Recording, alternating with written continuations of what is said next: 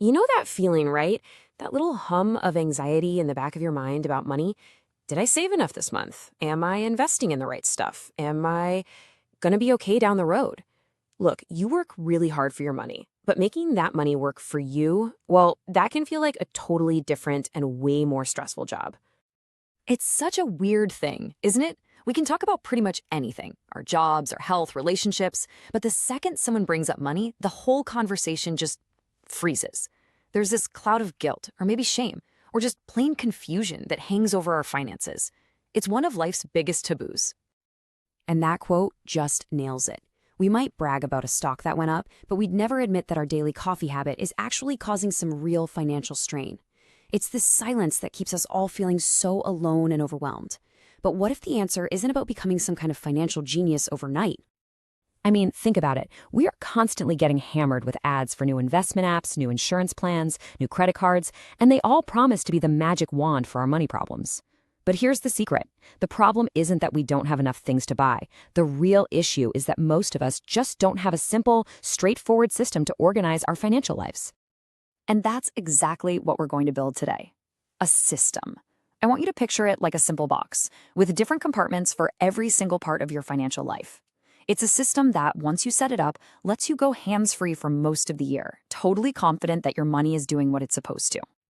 Okay, so let's get into it. Here's the game plan. First, we're going to look that financial anxiety right in the eye. Then, we'll build our foundation with cash flow, put up a solid safety net, and then fire up the growth engine. After that, we'll plan for way down the road. And finally, we'll put it all together into that awesome hands-free system I was just talking about. All right, first things first. Let's figure out why this all feels so ridiculously complicated. And trust me, it's not just you.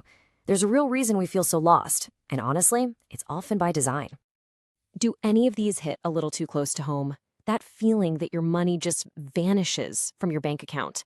Or that paralysis you get from having a million different investment options? And the jargon, it's like a dense fog, right? It leaves most of us with that nagging feeling that we're just not doing enough. Now, this is so important.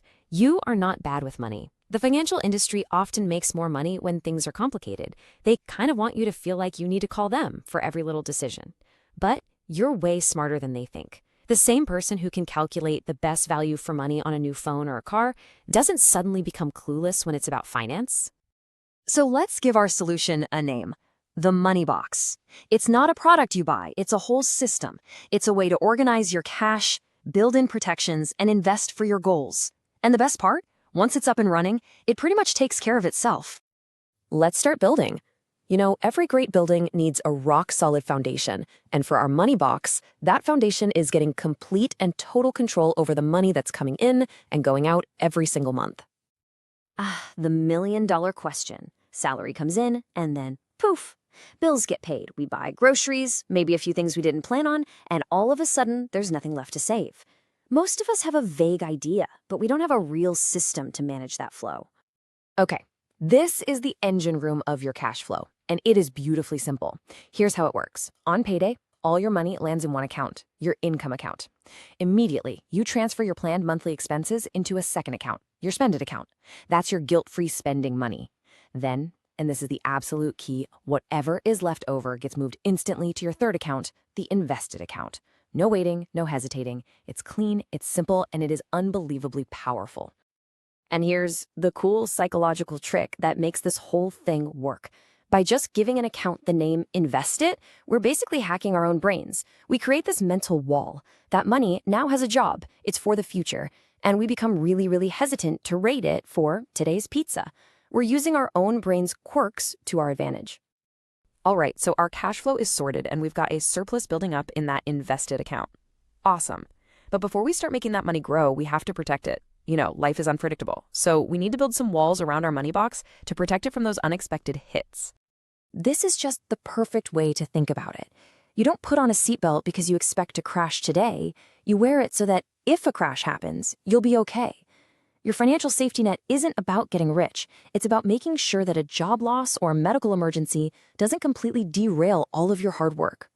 So these are the three things that are totally non-negotiable, your three financial seatbelts. An emergency fund for quick cash, medical insurance for health problems, and the right kind of life insurance to protect the people who depend on you. Let's break them down. So how big should this emergency fund be? Well, the magic number is 6. 6 months of your essential living expenses. Just look at what you transfer to your Spend It account every month. That's your number.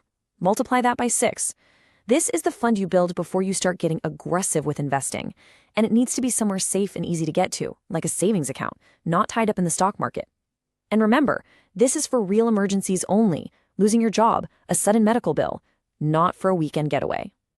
Okay, we need to talk about life insurance, because this is probably one of the most misunderstood and missold financial products on the planet. Let me be clear, it is not for saving tax, it is not for your retirement, and it is definitely not an investment. Life insurance has one job, and one job only, to replace your income for your family if you're not around anymore. That's it. Now, this table shows you the most important thing you need to know. On the left, you've got a pure term plan. Think of it like insurance for your car. You pay a small amount for a massive amount of protection. It's cheap, it gives you a huge cover, and if you outlive it, you get nothing back. Its only purpose is protection. On the right are these bundled plans, often called endowment or ULIPs. They try to mix insurance and investing. And frankly, they're terrible at both. They cost a fortune, give you very little actual insurance, and the investment returns are just awful. So the takeaway is simple. The only life insurance you should ever buy is a term plan. Avoid the others like the plague. So how much cover do you actually need? Well, a really solid rule of thumb is to get a term plan that is worth 8 to 10 times your annual take-home pay. But don't stop there. You also need to out enough to pay off all of your debts, your home loan, car loan, whatever you've got.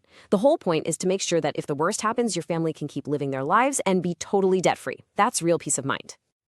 Okay, we've built the foundation. We've built the protective walls. Now for the really fun part. It's time to build the growth engine inside our money box, the part that's actually going to create some serious long-term wealth for your future.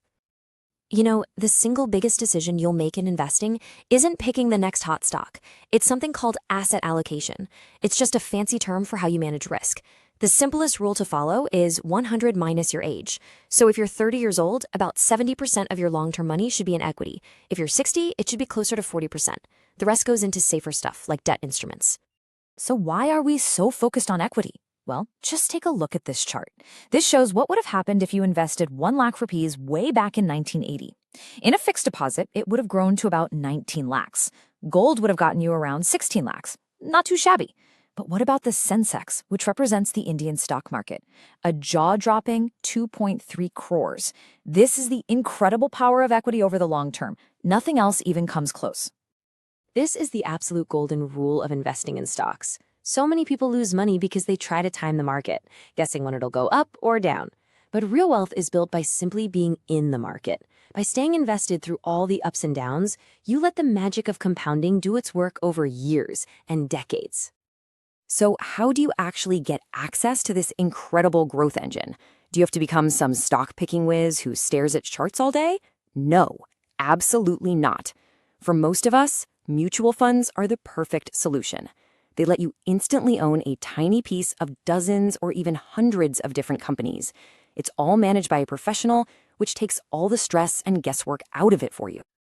And the best way to invest in these mutual funds is through something called an SIP, or a systematic investment plan. This just automates everything. Every single month, a fixed amount of money goes from your bank account into your chosen fund. When the market's high, your money buys fewer units. When the market's low, it buys more. It takes emotion out of the equation and forces you to be disciplined. Okay, now let's zoom out and look at the really big picture, the ultimate long-term goals. We're building this money box not just for next year, but for decades from now. That means we have to future-proof it for a comfortable retirement and make sure our legacy is passed on the way we want. You know, retirement can feel like this super abstract thing when you're young, but checking your progress against a few simple benchmarks can really help keep you on the right path. So let's look at some basic rules of thumb. So, what's the first big checkpoint? Well, by the time you turn 40, a really good goal is to have a retirement fund that's equal to 3 times what you earn in a year. So if you make 15 lakhs a year, you should be aiming for a 45 lakh nest egg. Now, that might sound like a lot, but it really just shows how important it is to start early and let your money grow through your 20s and 30s. 10 years later, by age 50, that target jumps up to 6 times your annual income. Why such a big leap?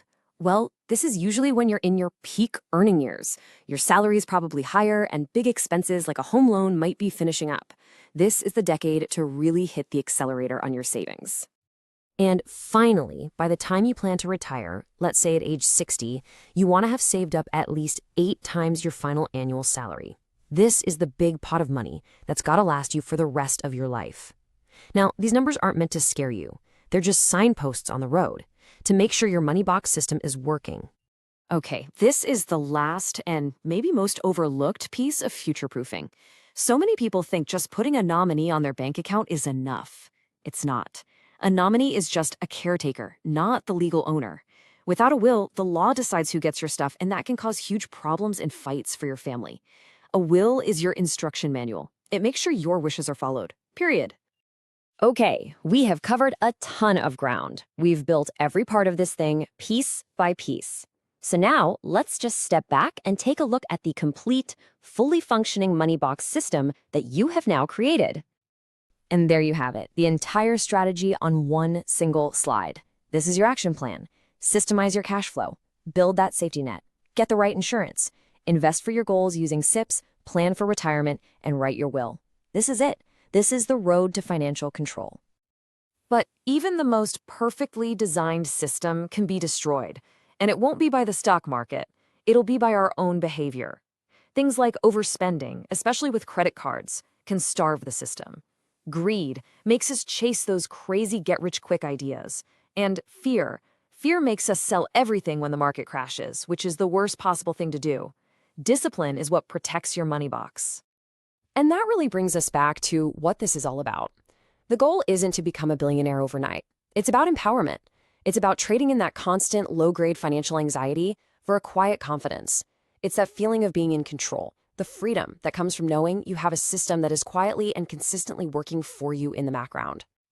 This entire explainer has been based on the incredible system laid out in the book Let's Talk Money by Monika Halan. If you want to go even deeper on any of these ideas, we really recommend you pick up a copy. We've put a purchase link for you right in the description below.